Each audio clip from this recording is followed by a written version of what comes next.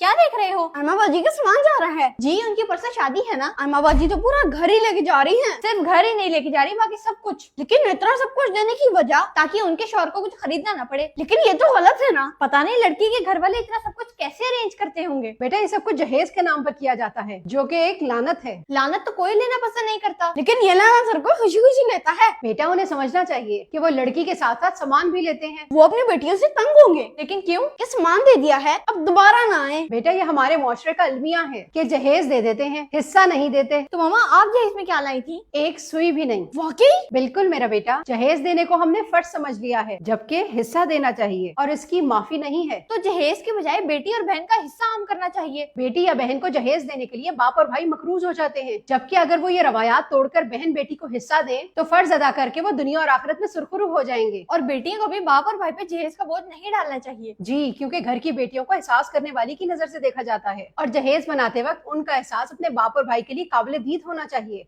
ये कहना कि औरतों के जायदाद में हिस्से के ऊपर वीडियो बनाकर हमारे घरों में लड़ाइयाँ हो जाती हैं, हम एक दूसरे की शक्ल नहीं देख सकते, तो मेरे भाइयों ये हमारे लिए बहुत अफसोस का मकाम है कि हम फर्ज की अदायगी के लिए अपने घरों में लड़ाइयाँ शुरू कर देते हैं, जबकि ये आपका फर्ज है और आपकी बेटी बहन का हक है और इससे मुंह नहीं मोड़ सकते क्योंकि ये हमें हुक्म है। जहेज जैसी लानत को खत्म करें, क्योंकि जहेज देने के बाद भी जायदाद का हिस्सा वहीं का वहीं रहता है। तो कोशिश करें कि आप अपनी बहनों बेटियों को जायदाद में से हिस्सा दें, जहेज नहीं। इससे नफरत नहीं बल्कि मोहब्बत बढ़ेगी, क्योंकि बहनें अपने भाइयों और उनकी औलाद से बहुत प्यार करती हैं। माँ और बाप के बाद आप ही एक दूसरे के अपने हैं, इसीलिए जहेज जैसी लानत को खत्म करके हिस्से को आम करें और आपस में मोहब्बत बांटें।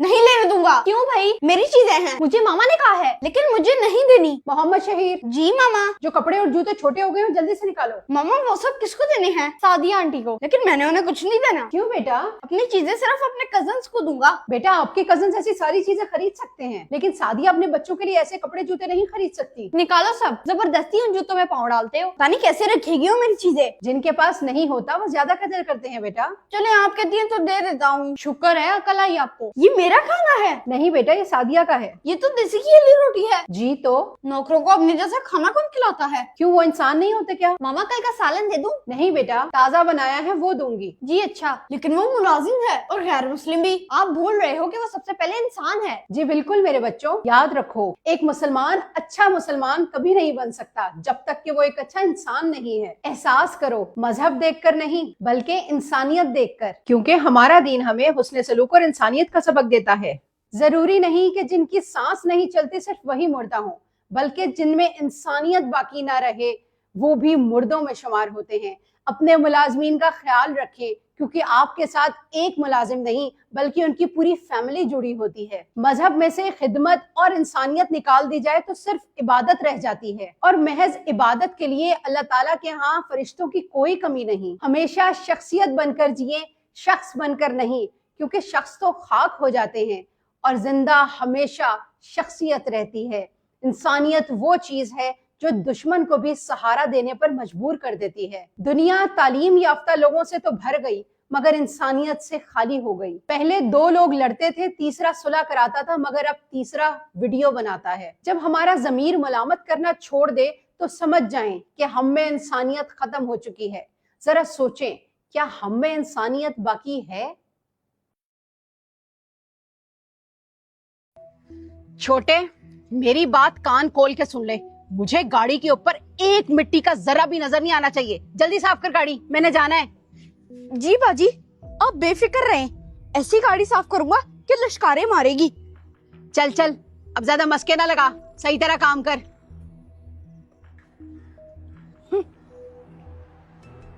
अब ये सना कहाँ मर गई?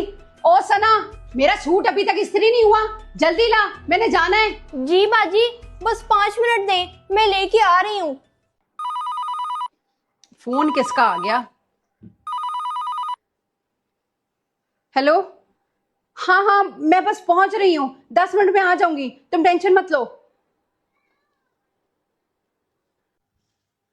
बाजी मैं साबुन से हाथ धुला रहा है, मेरा हाथ नहीं पहुंच रहा। अच्छा चलो मैं धुला देती हूँ। 1 घंटा हो गया इस लड़की को कपड़े दिए हुए, अभी तक कपड़े इस्त्री नहीं किए इसने मेरे, जल्दी करो। ये लो उस्मान, अब अपने हाथ टॉवल से ड्राई कर लो। बाजी आप बहुत अच्छी हैं। किधर रह गई है ये लड़की? ये क्या कर दिया? मेरा नया स्कार्फ जला दिया। वो बाजी, मैं ना उस्मान के हाथ धुलाने चली गई थी। तू मेरे साथ जानबूझ के ये हरकतें करती है। तुझे पता था कि मैंने आज जाना है, तूने जानबूझकर मेरे सूट जलाया है। वो बाजी, मैं ना जल्दी में चली गई थी। मैं पक्का कहती हूँ मैंने जानबूझ के कुछ नहीं किया। एक तो बड़ी बाजी भी रोज सना का बारबेक्यू बना देती है, और सना भी डीटो की तरह यहीं पे काम करती है। पता नहीं जाती क्यों नहीं है। तुझे पता भी है कि तूने मेरा कितना महंगा दुपट्टा जलाया है। अब मैं तुझे नहीं छोड़ूंगी। नहीं बाजी, अब नहीं करूंगी। बस एक बार मौका और दे दे, मुझे माफ कर दे बाजी। मेरी बात सुन ले हल्दी, कान खोलकर। तेरी खाला आ रही है। अगर चाय पीते वक्त तू टेबल के आस पास में दिखा ना तो ये रख के चप्पल दूंगी, समझा? नहीं आऊंगा, नहीं आऊंगा। अब मैं इतना भी भूखा नहीं हूँ। ये मैं तुझे 10वीं बार समझा रही हूँ। अगर टेबल के आस पास भी तू खाने पीने की चीजों पर दिखा तो ये चप्पलों की छाप होगी पूरे जिस्म पर, समझा? ठीक है, मैं समझ गया। वैसे मेन्यू में क्या है? क्या बोला? मेन्यू आज के मेहमानों का। तू नहीं सुधरेगा।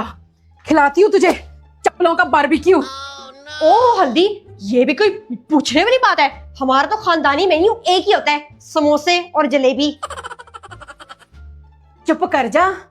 मेरा खानदान तो तुम्हारे ददियाल से लाख दर्जे बेहतर है। उधर तो इमली की चटनी चमचों के साथ मेहमानों के आगे रख देते हैं। मेरा खानदान तो फिर समोसे और जलेबी पे पैसे खर्च करता है। पिंकी, तुमने बहुत बड़ी गलती कर दी, अम्मी के खानदान को छेड़ के। अब भुगतो।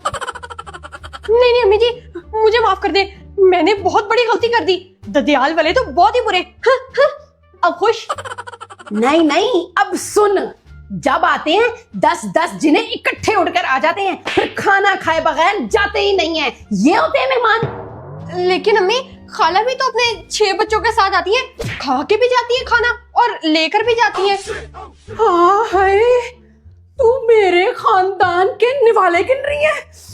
अब तूने अगर उनका नाम लिया ना तो चप्पल खींचकर ऐसी जगह लगाऊंगी कि छाप भी पड़ जाएगी और पता भी नहीं चलेगा। जी सॉरी। वो देखे, वो पीछे हल्दी आपकी नकल उतार रहा है। क्या तू माँ की नकल उतार रहा है? नहीं अम्मी, मैं तो यहाँ पे सुकून से खड़ा हूँ। मैं तो नहीं उतार रहा नकल। माँ का मजाक उड़ाता है।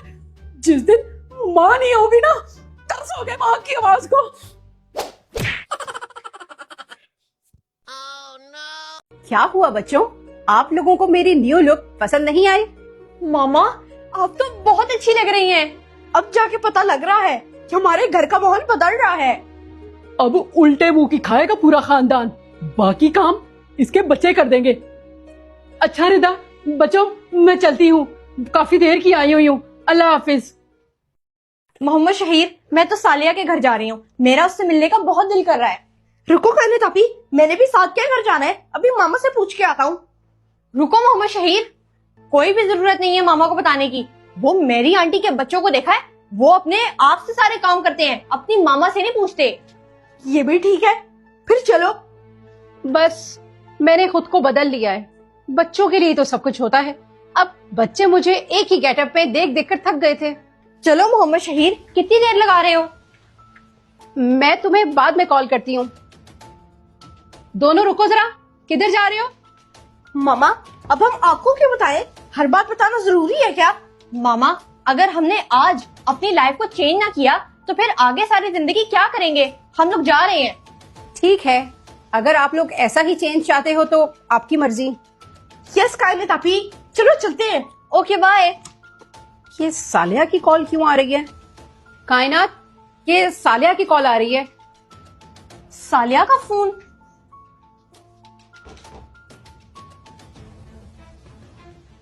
हेलो, कैसी है सालिया? क्या? क्या हुआ बेटा? अल्लाह हाफिज।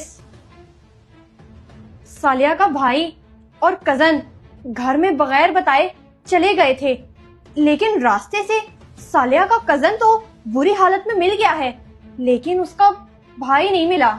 क्या बगैर बताए गए थे? कायनात आपी, अभी हम लोग भी यही करने लगे थे ना। यही बात बेटा कि अगर वो दोनों बच्चे अपने घर बता कर जाते तो हो सकता है कि उनके माँ बाप उन्हें ड्रॉप कर देते, या उन्हें पता होता कि हमारे बच्चे कहाँ हैं।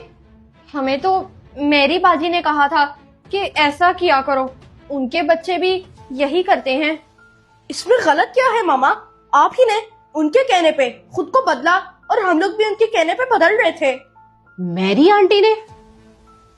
एक मिनट रुको बेटा। ये मामा कहाँ जा रही हैं? मोहम्मद शहीद, कहाँ जा रहे हो बेटा? यही बैठ के खाना खाओ। मामा, मैंने ना खाना खा लिया है, मैं एक प्लेट रखने जा रहा हूँ।